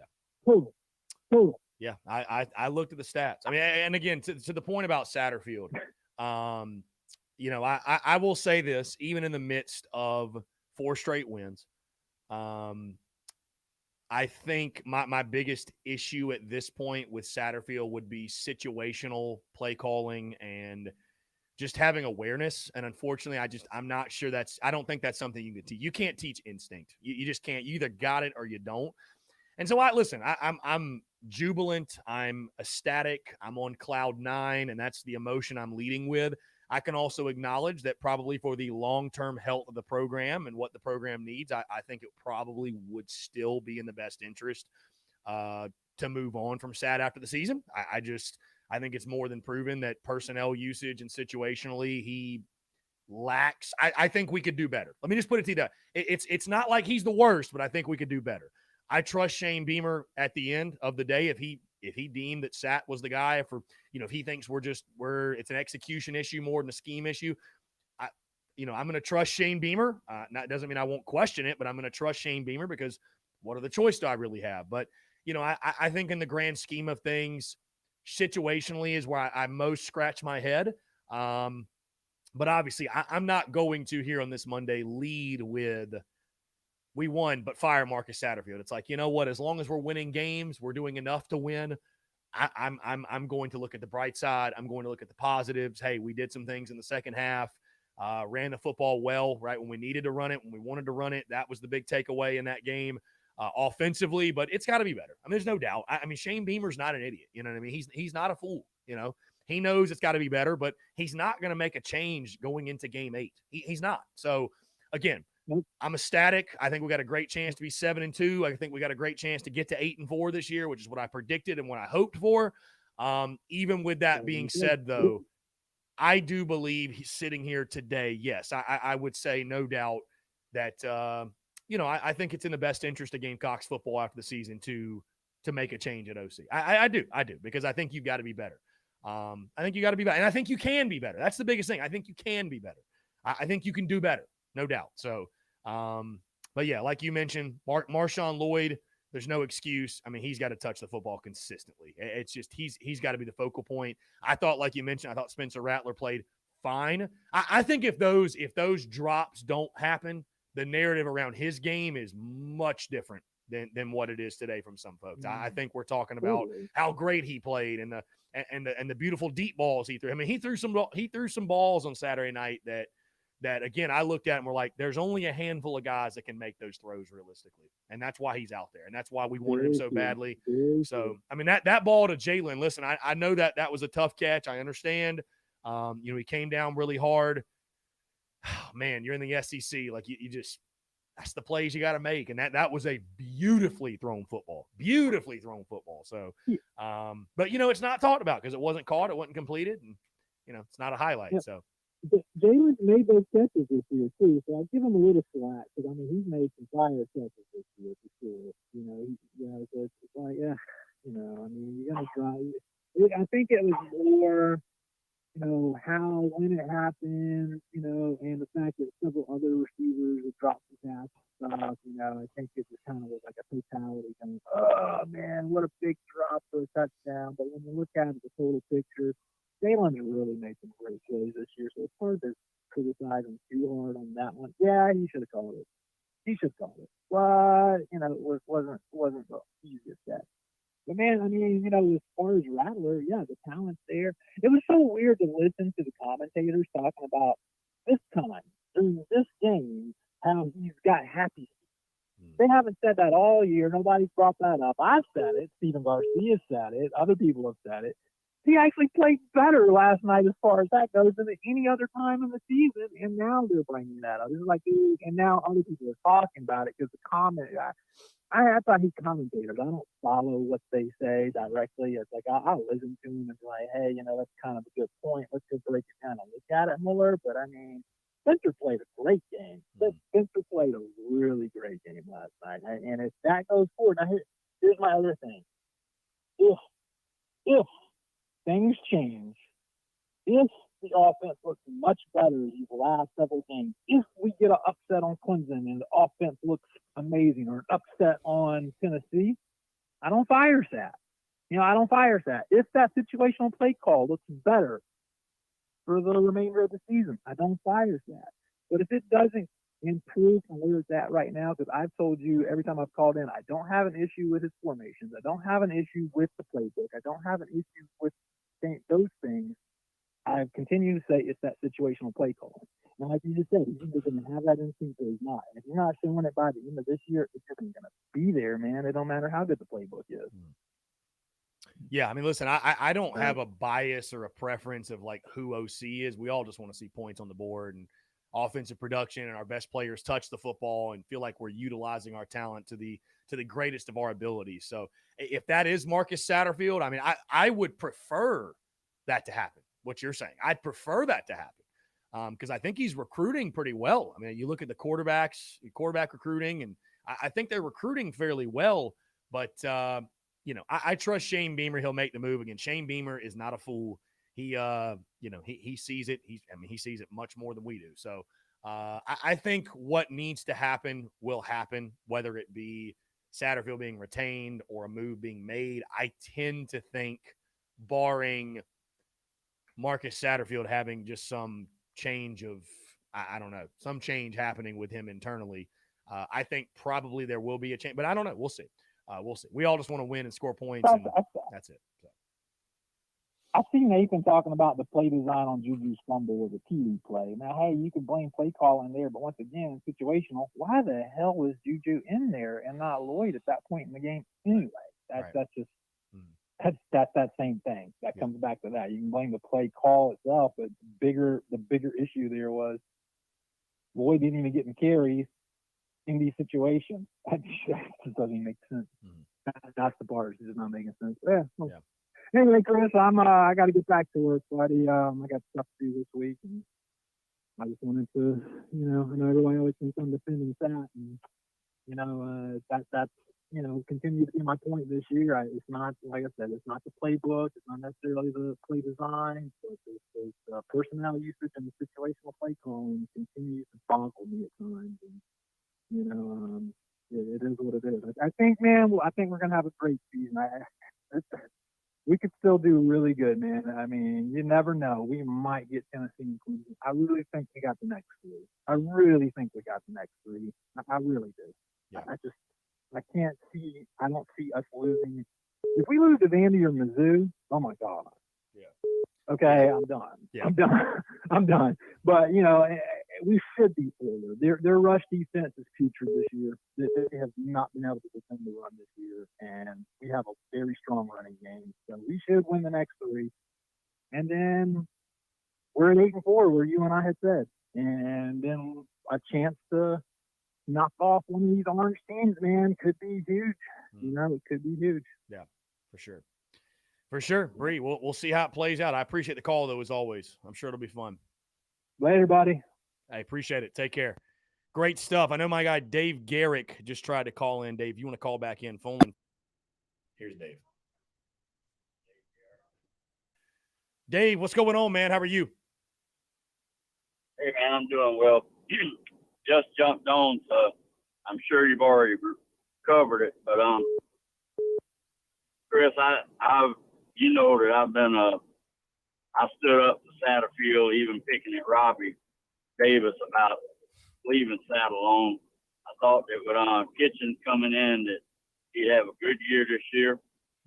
But I mean, we go up, we get the ball inside the 5, 3 straight pass plays.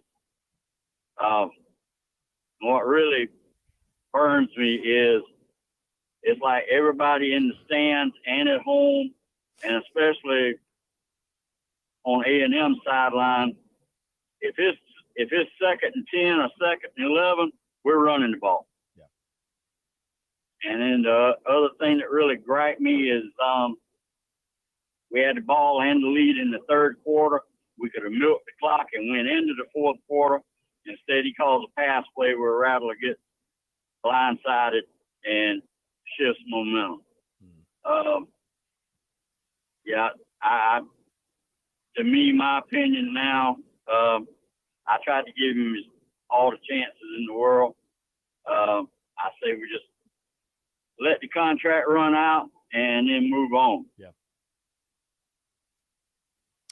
I agree. I mean, I think it's one of those things where I don't know that there's really even much debate and discussion anymore.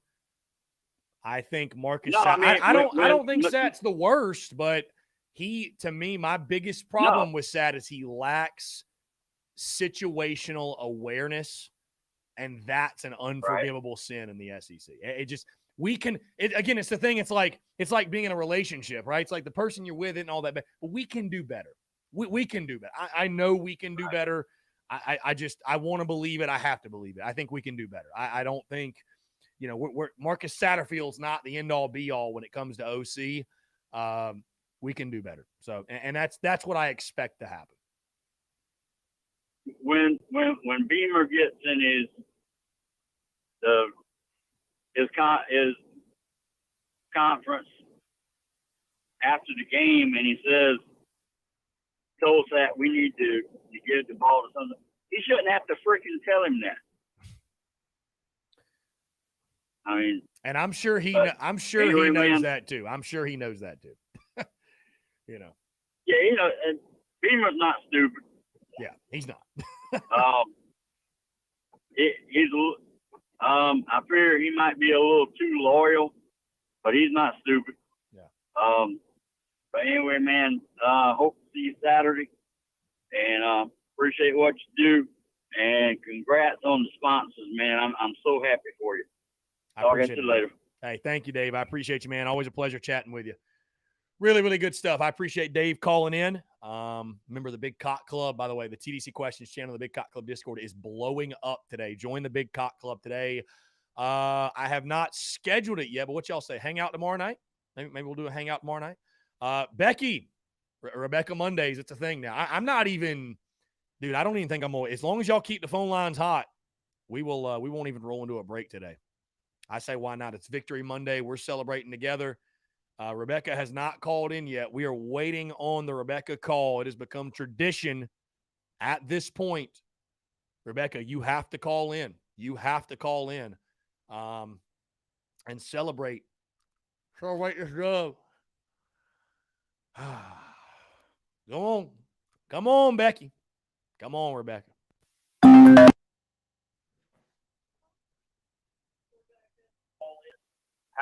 To accept, press 1. Rebecca, what's going on? How are you? Good. So we did pretty good. I'm very happy about the game Saturday. I'm happy as well. Really top cake off right there. I was gonna say I'm happy as well. I'm happy to hear your voice because Mizzou's officially done for. I mean, that's it. It's over. Go ahead and punch your ticket. Go ahead and take Cox -5. Rebecca has called him. Yeah, that was a fun one. That was a fun one over the weekend. Yeah. Now Missouri can kiss our ass coming up. You know it? They really can. Ms. Who? Yeah, they can kiss our ass. I love that. Yeah, they can. Missouri. Mm-hmm. Yeah.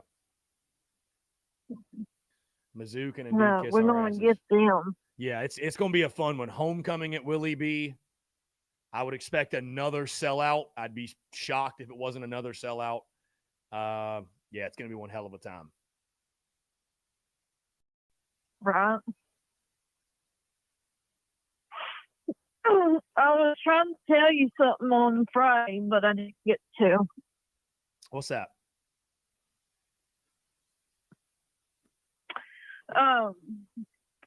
My favorite second cousin from Aiken, South Carolina, is coming up on the weekend that we played Tennessee ball. They're going to have a little service thing for my great uncle that went to University of South Carolina, for Aiken right for 2 years, and for and then he went another 2 years University of South Carolina. They're gonna spread his ashes on his mom and dad's grave. So that weekend that they're gonna bring him up and do that for the family and all. I thought I'd tell everybody about that. Hopefully that one. So that's happening the weekend of the Tennessee game. Right. So will you be at the Tennessee game? I wish I would be at the game, but it's not going to be. They're going to spread his ashes up here in Tennessee. Oh, okay. Okay. Well, we will. So we will hold it down for you. We will hold it down for you in Columbia. So I wish I was in there, but I didn't know that my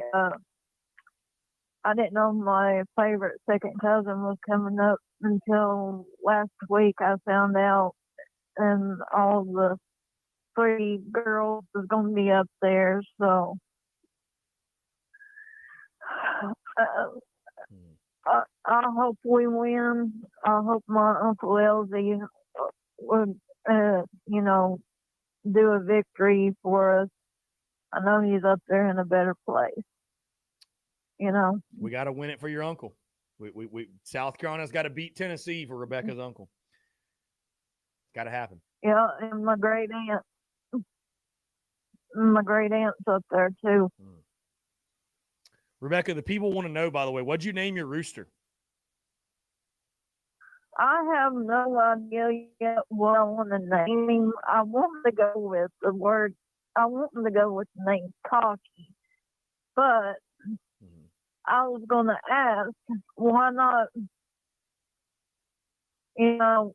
we have people that help me down in South Carolina to help me name the rooster. And it could be a very special thing for me to have everybody to name it down there. And then do a poll out of the 2 favorite names. And everybody can vote on it, and then whichever which one wins, we'll go with the one that wins. Okay. So maybe we can do that on Twitter. I think we'll run a poll. I like the name Cocky personally. I don't know. I like that. Simple to the point. Right. But, I would like to have something to do with South Carolina, the name. Just, something to do with Aiken or something because, my family's down there or something. Yeah, a Twitter poll would be good or a Facebook poll would be good if we could do that. Okay. But let's just try to do that when we can. All right, we got you. We'll help you out. We'll help you name it. All right, and hopefully you can get that T-shirt up here before my second cousin gets up here, because I wanted to see it. I got you. Yeah, no, I got you. We're in the works. I'll get that put together and sent out. You'll know when it's sent. All right, I appreciate it. Go Gamecocks, beat Missouri, and they can kiss our ass. Guaranteed dub, Rebecca. I appreciate the call. All right. Thank you. Appreciate you. I mean, that's it. That's dub, folks. That's a guaranteed dub. Will Edwards, what's up, man? How are you? Doing good, man. How about you? Doing good. I'm doing fantastic. Chris, just a few things. Kind of my lunch break, getting something to eat today. Figured I'd call in. I was going to shoot a text out, but I figured the lines were busy. First time calling in, by the way. So yeah, I love that. Yeah, man. Yeah, huge follower of the show, though. Kind of first big thing, shout out to the team and everything. Great win Saturday night. I mean, you can't not be happy for the guys, happy for the fans. 4 wins in a row. I mean, God, that's awesome. Kind of my biggest take, everybody bashing Satterfield. It kind of seems like we're lost on offense, from plays to plays. Kind of one big thing that I noticed from game to game, man, some of the passes, rolling out the pocket and stuff like that, it seems like every pass play turns into a scramble drill. We made some great, quick back shoulder passes. But it just seems like, watching other teams, pass the ball, they're hitting guys mid route. We don't got a lot of that going on. It doesn't seem like, I'm listening to the commentary too, watching the game, SEC Network, listening to those guys talk. They kind of brought the topic up as well. Those guys were saying that actually Satterfield had to kind of dumb down the offense a little bit for Rattler. He ran a different little scheme at Oklahoma. Things were a lot more simple. Could that be one of the things you think? Well, I'll tell you this. I don't put it 100% on Satterfield, right? I think execution could be a lot better. I think overall talent and personnel. I think we got good players, but that could all be better too. But again, my biggest issue is the situational awareness, right? The situational play calling. Are we getting our receivers playing at an elite level? Did they do so on Saturday night? I don't think anybody would say yes. But what's happened with a guy like Jaheim Bell not touching the football has been shocking to me. Marshawn Lloyd only touching it 4 times in the first half or 3 times or whatever it was, inexcusable. The offensive line isn't always perfect. I just think the thing that people struggle with, and it's understandable, and I struggle with it too at times, is just, are we getting the most out of the guys we have on the roster? And it's like a guy like Spencer Rattler. Yeah, exactly. This isn't some 5-star kid that, we just feel like has got all the talent. We just hope he's going to play well. Like, Spencer Rattler has done it before. And I know you can trash him and what happened last year at Oklahoma, but he's played really good football before. So he's got it in him, right? Like sure. He's like capable. I said, these quick back shoulder passes, a lot of, half your guys at that level, a lot of those guys can't make those throws. Over the top passes we had to Stogner. A lot of guys can't make those passes.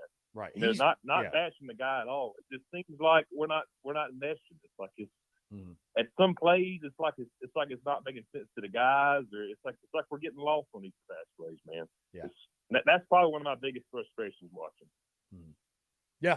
Yeah. I mean, it's, do you feel like you're getting the most? Do you feel like you're getting the most out of your talent? That's the biggest thing. So, and I think the answer is no. Yeah. I think the answer is no.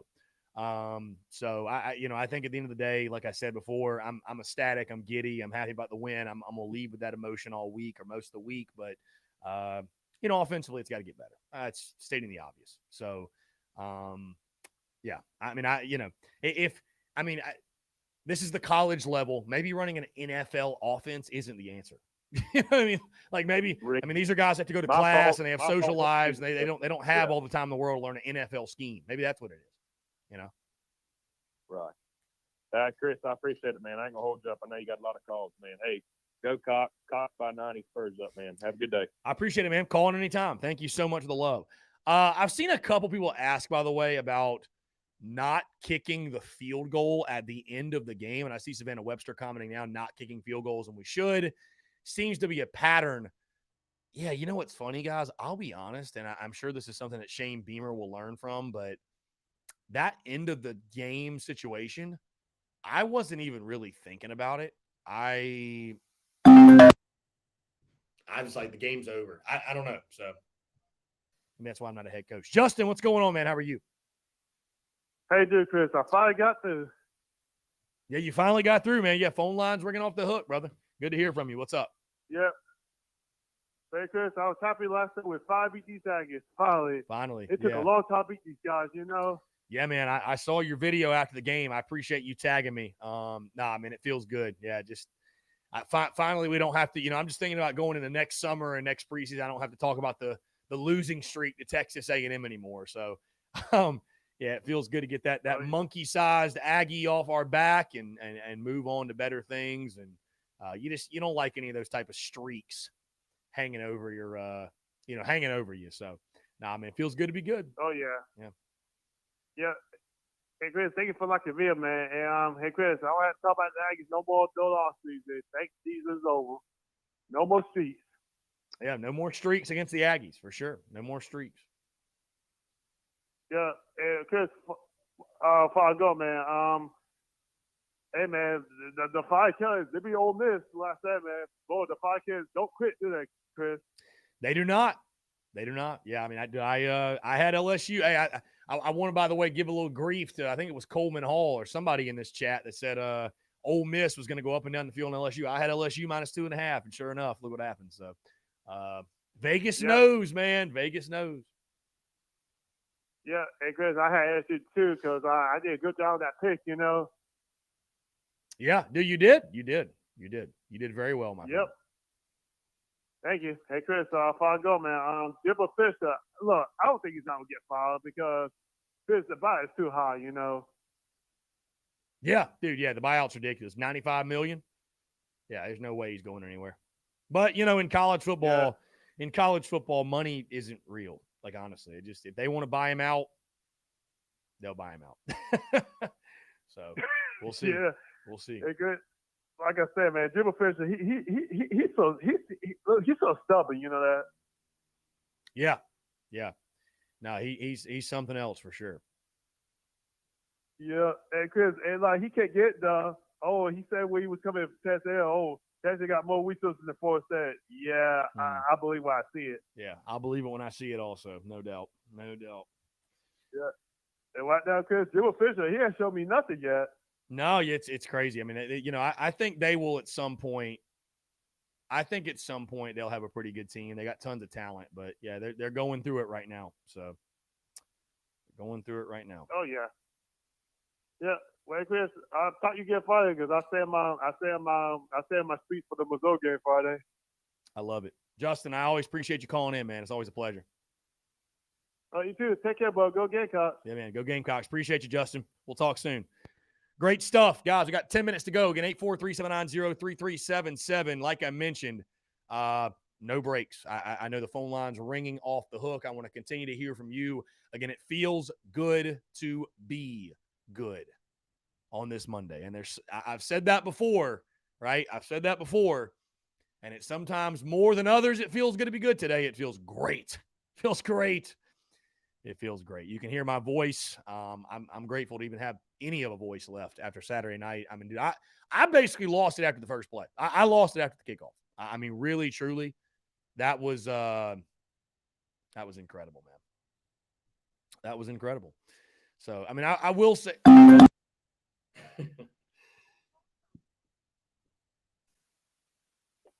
accept, press 1. I think we got to. Oh, all right. They hung up. Call back in if you like. Again, 843-790-3377. That's 843-790-3377. I think we also had a text as well. Let's see. You guys can text that number also. Here we go. Seeing Tennessee fans. This is from Lexi. Seeing Tennessee fans all over our posts, everything more than any of the fan base, everything everywhere all at once. We're doing something right. Shout out to the defense. Seeing our Tonka back was fire. Go Cox. Yeah, I mean, it's really funny. It's funny to see all the slap dicks. And I told you guys, there ain't a slap dick out there that can bring me down today. There ain't a slap dick out there that can bring me down after that win Saturday night. And it's just incredible. I mean, just absolutely incredible. Let's see. We got a text here, not sure who it's from, but it says, I'm all about doing whatever means necessary to win, and our boys showed that Saturday night, but it seems that every time we pass the ball, it's like a scrambled. Oh, I think this was the guy that just called in. Okay, this is the guy that just called in. Yeah, I mean, listen, the offense has got to get better. That's obvious. The offense got to get better. Let's jump back to the phone lines. Zach, what's up, man? How are you? Good, man. How about you? I'm doing well. Appreciate you asking. What's up? Just wanted to call in and say, kind of echo a little bit of what Garcia was saying. I see Rattler has improved game after game, continues to look better. If you look back, he had 5 drop passes on Saturday. 4 were first downs. 3 of them, 1 was a touchdown. 3 were guaranteed first downs. I mean, and 1 of them, had a little yards to gain. Yeah. Tough to get a rhythm going when you keep getting drop passes, especially if they're on third down. Obviously, it takes away. You put those stats together. If I looked at it, I rewatched the game. If you take a stat line, 12 for 25, 168. If they catch those balls and immediately hit the ground, this stat line goes to 17 for 25 for 260. Yeah, it's completely changes the narrative around his game. Yeah, for sure. Right, and I mean, I just see a lot of rhetoric continuing around him to, folks giving him a lot of the grief. And, if you're going to give it all to him, people are complaining. Bell dropped one of those. Everyone wants to get him the ball. It's like, well, things like that happen. I mean, it just seems like he looks more and more comfortable in the offense week after week, and they still haven't clicked, but it seems to me that, it's coming soon, and it's coming at the right time. We've got a couple of games that should be a little bit easier for us to get going on the offense before a couple of games. And even Tennessee is not going to be difficult offensively, I wouldn't expect. But it's coming at the right time to come down a tough stretch of 3 games at the end of the year with, that terrible color that we've got to face 3 in a row.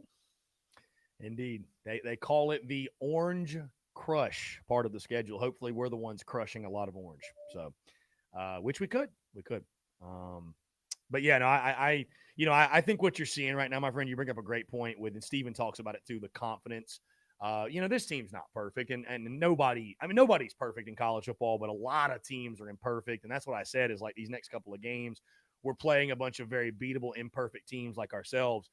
But the difference is you're seeing South Carolina play with a supreme confidence and belief. And that's making the difference, I think, or at least it's going a long way. I'm not just saying, well, if you just believe, I mean, that's the difference maker, but you got to believe it before it can happen, right? You got to manifest it and see it before it can happen. And this is a team, again, playing with great belief, with great confidence. They're starting to have some success to go along with that. And you couple confidence and success, and they go hand in hand, that starts a snowball effect. And from there, all bets are off. So it's a lot of fun to watch when it's working out, when you have that supreme confidence and belief. And that's what Shane Beamer has inevitably brought to South Carolina football.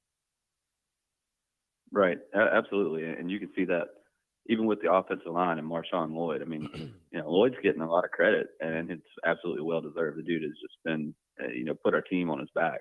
Yeah. But the offensive line, they got a lot of grief at the beginning of the year, and they have significantly improved. And, we're not allowing sacks every other play, and we're moving the ball with the run, which has allowed us to pass block better as well. So, the entire team, especially the offense, seems to be playing more confident. But I would say all three phases of the game heading into the next few games are very highly confident, and I'm very positive of where this team's headed. Anyways, thanks for taking the call. Thanks for the show. I appreciate the content you do, and go Gamecocks. Hey, I appreciate you, man. Thanks so much for the kind words. Thanks so much for calling in. Yeah, definitely call in anytime. Guys, 4 minutes to go. We had a couple missed calls. Actually had somebody from Johnson City, Tennessee. So you'd like to call back in, get it in. We got a couple minutes. 843-790-3330. Brandon, what's up, man? How are you? I'm doing good, man. How you doing, brother? I'm doing fantastic. What's going on? You are, man. Listen, I just wanted to call in real quick, let you know a quick story. I'm a Tennessee fan, actually, living down in Myrtle Beach. Okay. And we went to the game at Willie B last week. And I got to say, man, place was electric, really, really electric, man. I was really taken aback by it, to be honest with you. And I just, I think you all really got a good thing going on, man. I know that people are going to make fun of Beamer for especially Tennessee fans about how he said, like, we got a bunch of fighters. But y'all do, man. Y'all were fighting that whole game, man, just scrapping. And I got to give a lot of respect to y'all, man. So I was treated with utmost kindness, man. I just want to call in and let y'all know y'all got a good thing going on. Don't let anybody tell you different, man. He's building a great foundation, and y'all should be damn proud of it. So that's all I had to say, brother. I appreciate it, man. Hey, looking forward to the game in late November. Yes, sir. Let's get it. Yeah, man. Appreciate you. Great stuff. And I will say this. Hey, Tennessee fan calling into the show on a Monday. Complimentary of the atmosphere. Will he be so complimentary if we whoop their ass? I don't know. I doubt it, but I do appreciate that. No, it's real recognize real, game recognize game. Yeah, so I'm looking forward to that game. But obviously, that's down the road. That's quite a while from now. We got a couple to go before that one. Here we go. I don't know why this person keeps calling and hanging up. I don't know what's going on. Lex, I think I read your text, right? I think I read your text. Let's see. Guys, again, 158. I appreciate all the calls, man. Appreciate y'all calling in. Today was absolutely electric. Gad says in the TDC Questions channel, the Big Cock Club Discord, that the 2 hours flew by here on this Monday. And, of course, on a Victory Monday. Man. You love to see it. It's an incredible day. I'm on cloud nine, like I said. How about South Carolina Vanderbilt, by the way, is a 7:30 kickoff in Nashville. How about that night game in Nashville for all of those who are going? Should be a fun one. Really, really good stuff. Guys, also, by the way, check out the podcast that dropped this morning. Episode 718, full breakdown of this weekend's game, and really just a celebration podcast. Guys, if you want to listen in, I mean, again, I'm just literally celebrating. I mean, we break down the game, we talk about it in its entirety, but dude, just a great day to celebrate. I mean, listen, this team isn't perfect, right? There are deficiencies, there are problems, there's things that need to be fixed, but man, do not let that make you lose sight of, hey, we're sitting here at 5-2, ranked. We're ranked in the top 25. First time since September of 2018, folks. Feels good to be good. It feels good to be good. Again, guys, we're about to hit 2 o'clock. Be sure, in case you missed anything, check out the Daily Crow on our TSUS podcast feed. You can go back and listen there. Also, Stephen Garcia's conversation will be available on YouTube and, of course, on that podcast feed. So you can go back, listen to that, and we'll have tons of content bleeding out the eyeballs today, clips from that conversation. I highly suggest you all check out. Again, guys, thank y'all so much for tuning in. What a Monday show. Appreciate y'all. Y'all have a great rest of your Monday, and we will talk to you all tomorrow.